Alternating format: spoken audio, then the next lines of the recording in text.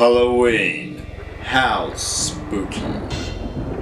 I don't give a fuck about Halloween. I think most of Australia doesn't actually care either. I mean, this is how much we give a shit about it. See? No Halloween stuff at all. Despite my absolute indifference about Halloween, we're gonna review something spooky, a bit scary. Genies are scary, right? TerryByte. Genie from Down Under, a show about a British fop who finds an Australian genie in an opal and hilarity ensues. Now, I'm not sure if this was broadcast abroad, although I do know it was made by both the ABC and BBC, so most likely this was also shown in the UK, and my god, what a show this was. It was on the same vein as Round the Twist, but not as memorable, mainly because of the theme song. Honestly, it sounds like he's scorning you for even wanting to watch this show. I've served a lot of masters throughout history. I can't believe you're watching this crap. Are you shitting me? Hello, I'm Penelope Towns. Ah yes, Penelope Towns. For those of you who don't know, she is the biggest bitch in children's media I've ever seen. Angelica levels we're talking about here. Now this may sound a little bit controversial, but I really like Penelope. I mean, if I knew her in person, I'd absolutely drop her faster than Channel 7 dropped Australian Iron Chef. Yeah, that was a thing. But I really like Penelope Towns as a character because damn, she's fun to hate. She has barely any redeeming qualities, and for a spoiled little brat in the early days of the series, that leaves a lot for her to grow. Maybe I've just got a thing for bitchy women, but then again, how can you not love this? Raining in here too, huh? Really, I hadn't noticed. Oh, I hope it stops before the wedding. Americans, in case you hadn't noticed. Yeah, fuck America! Well, at least they haven't stolen the silverware like those Australians. Fucking bitch. So after some passive-aggressive conversation, so basically normal teenage girl dialogue, Penelope goes upstairs to the attic, and you'll never guess what she finds. A jump scare. Oh yeah, and an opal with a genie in it. Dad, we're free! Anyone got a can opener?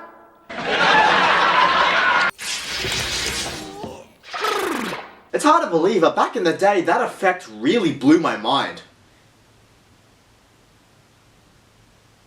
Okay, I still don't know how it's done, okay? Happy? So obviously, Penelope gets the shit scared out of her. Grab the opal in your hand. Your every wish is our command. And here we finally get a non-panicky introduction to our Aussie genies. And oh my god, I love this guy. Not the character, but the actor, Reese Muldoon. Anyone around my age probably recognizes him from Play School. I'm a little teapot, short and stout. One of the more recognizable actors of the ABC, and it's pretty hilarious to see them side by side.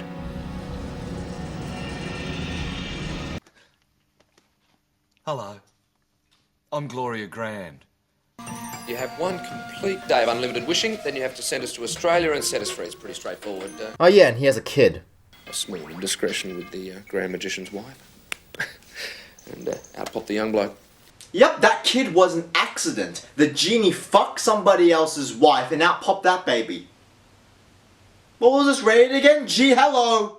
And here are your main characters, Penelope, Bruce, and Baz, on a wild, antic-filled adventure filled with the most original jokes. I think I'd like you to hang around. What are you doing? Just hanging around?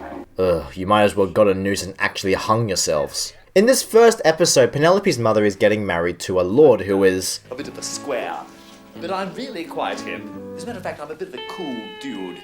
every 90s kid's show's uncool uncle, and of course, she isn't happy. However, Penelope thinks it's all sunshine and rainbows, unaware this marriage is all for her to have a secure future. And Mummy's going to be very, very happy.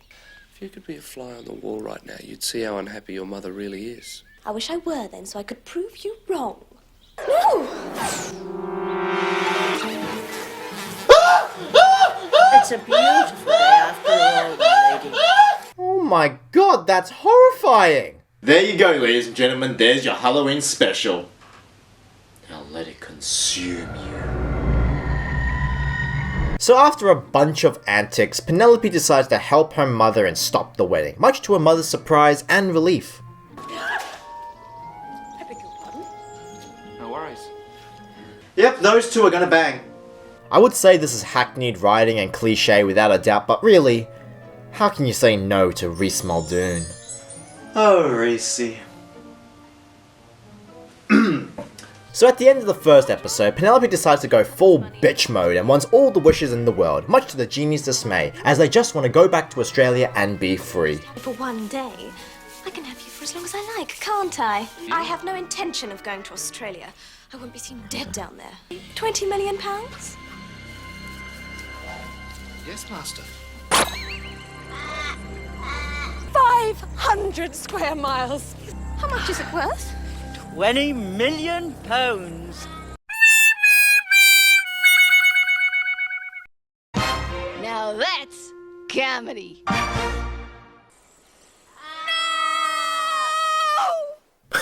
Boy, that was undramatic. That's the sort of scream you make after you find out you're 2 minutes past the breakfast menu at Macca's.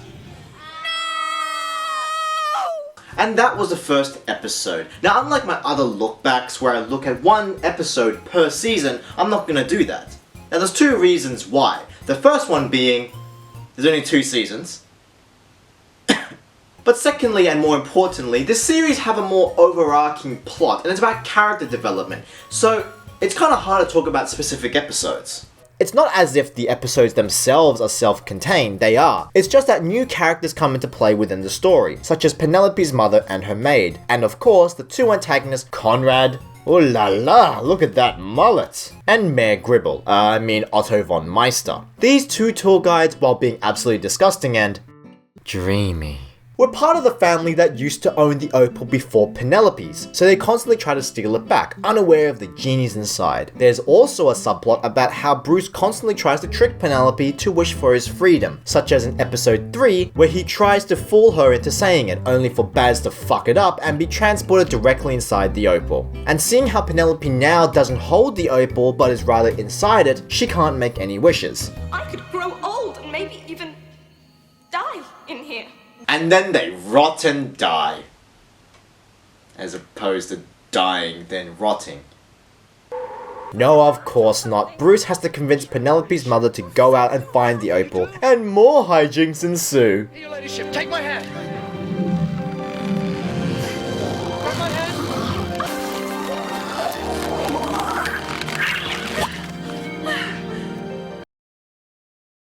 Also, Conrad gets trapped in the opal. Oh yeah, there's a subplot about a pseudo-romance between Penelope and Conrad and then they hate each other. I don't know, this show has so many different things thrown at you. But saying that, Genie from Down Under has some really great jokes too. Give it to me, Penelope. I wish you wouldn't ask me that, Mummy. I'm not asking you, I'm telling you. Haha! Own, bitch! That's what you get for disrespecting Australia! But there are some instances that, well...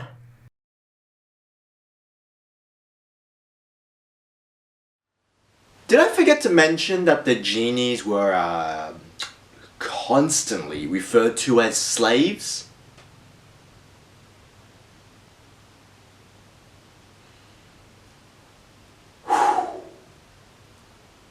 Yikes.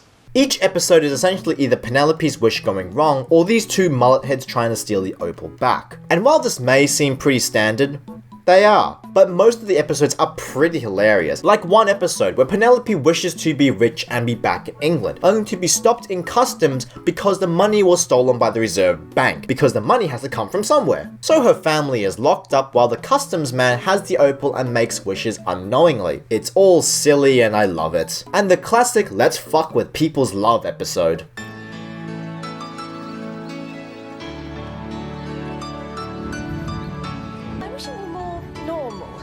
Soft, fuzzy.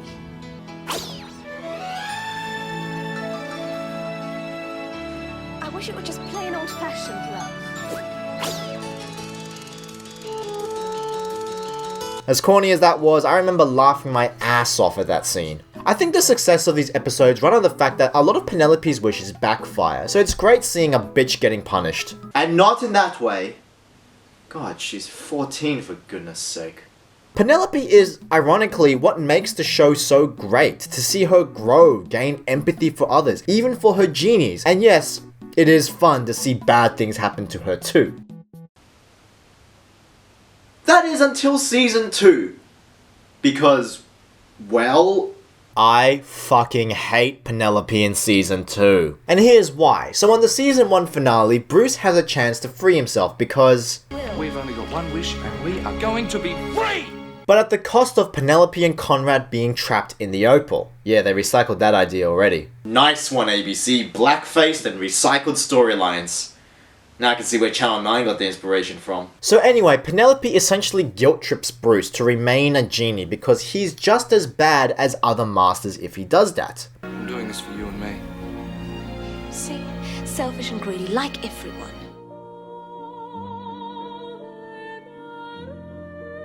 Blah blah blah, they remain genies, but under Diana's control, as she now has the Opal, and she's a far nicer master. So this is where season 2 picks up, that Penelope really wants the Opal back, and who the fuck is that? Where's my wrist? Yes? Where's my wrist, Muldoon? Who the fuck is this guy? He was on Neighbours or something? Or Home? No, I don't fucking know. Who the fuck is this guy?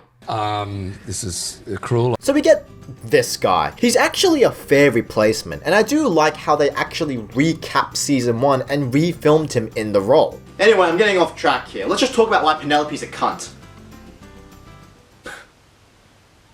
Wow, that was harsh. So Bruce and Diana get married because, you know, their love is so natural and unforced. And it doesn't even include Reese Muldoon, so what's the point? But during the ending, Penelope accepts their marriage and seems happy for her mother and for Bruce to be her new father. But instead, she basically tricks her own kind mother into giving her the Opal as a good luck charm, as she doesn't need it anymore after the proposal, and I just wish we were back in England. I'm sorry, Bruce, but it's all over between you and Mummy. what a fucking bitch. That is beyond evil. Ganondorf is looking at that going, man, that is some fucked up shit. And I've seen some fucked up shit.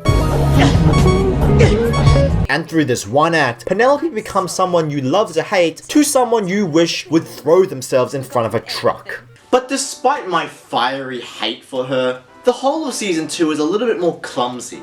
While it does retain the same charm as the first season for the most part, the episodes are hit and miss. Some of the episodes are incredibly funny, such as Penelope's family put all their family heirlooms on show for a house museum, but finds out that all of them were stolen by her ancestors, including the Opal. So they go into a courtroom where they have to prove the rightful ownership, which of course leads to more hilarity.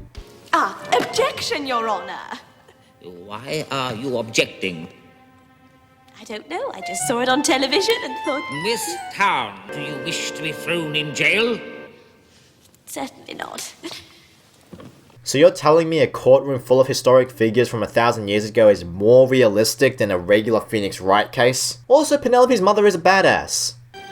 That's just typical of the male attitude. Oh, she actually made a Tumblr account. And after the judge rules that the Opal belongs to no one and must be taken to a museum, 3 different groups of people steal the Opal and replace it with a fake one in succession, which is pretty funny to watch. But how is this all resolved? But you've got their stuff. But they don't know that, so they're happy. What? A bitch. But on the other side of the fence, there are some really weak episodes, such as that talent show episode. Although I have to admit, seeing a British-Australian TV show imitate Texans is...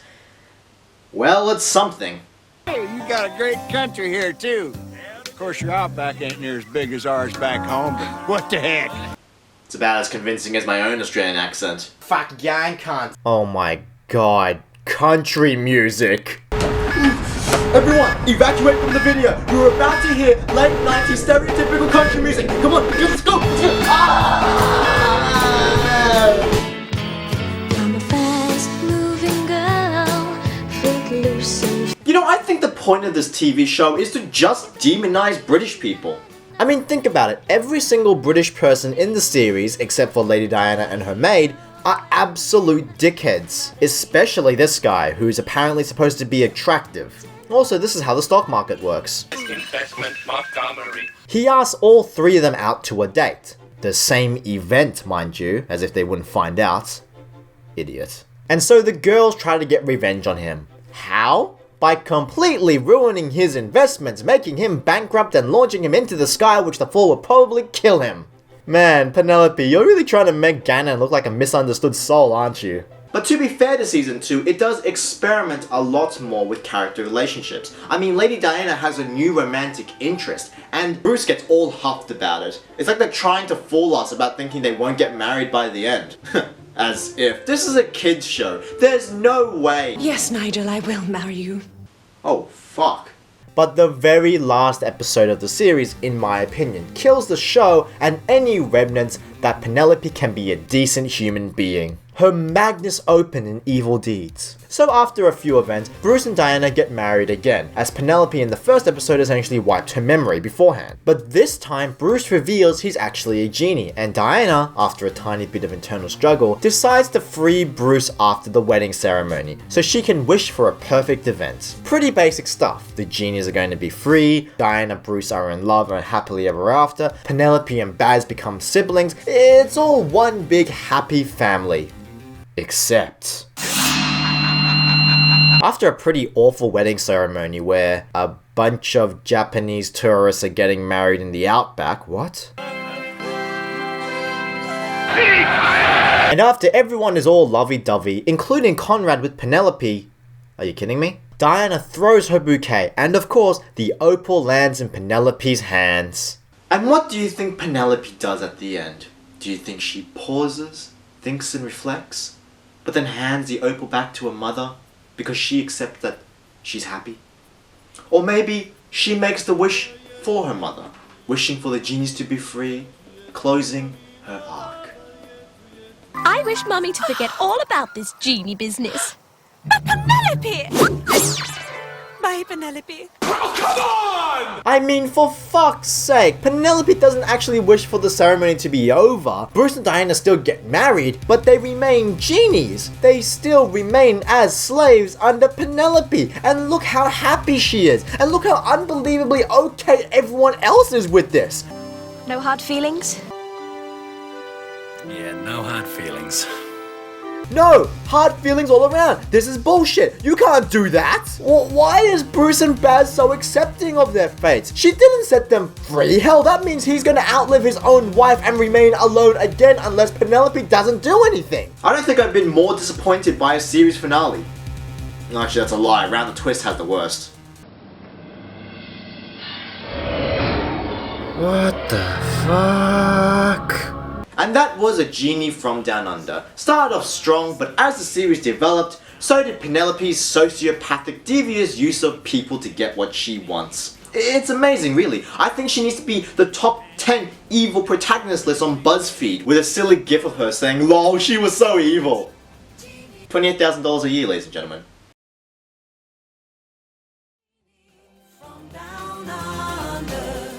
Make my wish come true. Dream on. Genie, genie, from down under. I wish you'd do what I want you to. Oh, yeah, alright then. Genie from down under.